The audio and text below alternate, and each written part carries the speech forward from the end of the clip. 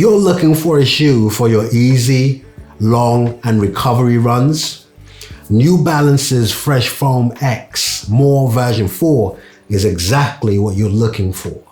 Check this out.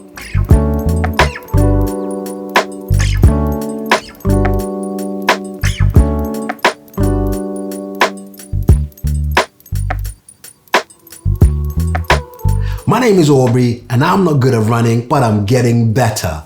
This is part 2 of my review of New Balance's Fresh Foam X More version 4. Part 1, I'm going to put a link to it either on the screen as well as in the description below. I just gave the specs and my general impression from unboxing the shoe. This video is going to give you a review of my first impressions on my first run in the shoe. Part 3 will give you the same, but after running 20K. Before we get into the video, I'd like you to consider subscribing to the channel and hitting that notification bell. You're gonna get updated every time I release a new video. If you do like the review, also consider giving me a thumbs up. It helps get the video out there to other people that might enjoy this content. The first thing we can talk about is how does the shoe feel just being in it? The uppers give you a very, very firm hold, and my foot felt very secure. So when I was lacing it up, I felt very well held in the shoe. The laces work together with the tongue and the upper very well.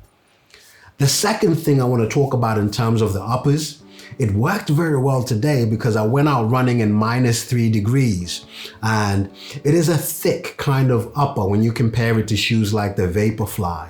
And when the day is -2, -3 outside, that works very well. My only question would be, how would this shoe feel on a hot day? Now that is criticism that the version 3 received because the version 3 uppers were criticized for being very thick. Whilst they've made version 4 breathable, that would be my only question. Before today, I couldn't have asked for a better shoe. The second thing to talk about, which is the key feature of the shoe, is the midsole. This shoe is purely designed for max cushioning, and it is definitely going to be a contender for the best max cushioning shoe this year. I say that having tried Nike's Invincible Flyknit, the Invincible Run. I think I've got the second version, and I've done On Running's Monster. This to me kind of fits between those two. I take the Invincible Run to be extremely cushioned, and the Monster is their attempt at max cushioning. I don't find it to be max cushioning as much as they would claim, simply because it's got a plate in it, and therefore it tries to bring in that performance as well into the shoe. This shoe sits perfectly right in the middle, if not towards this end, so the cushioning is absolutely perfect.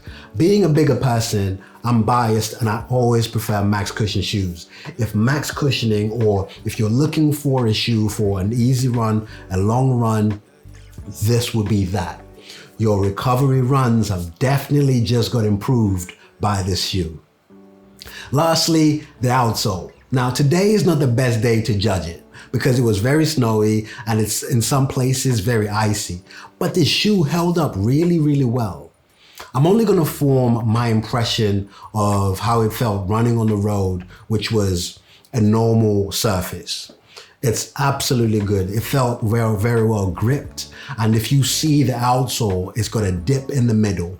And I definitely felt the difference that dip or the vacuum within the outsole gives you when you're running.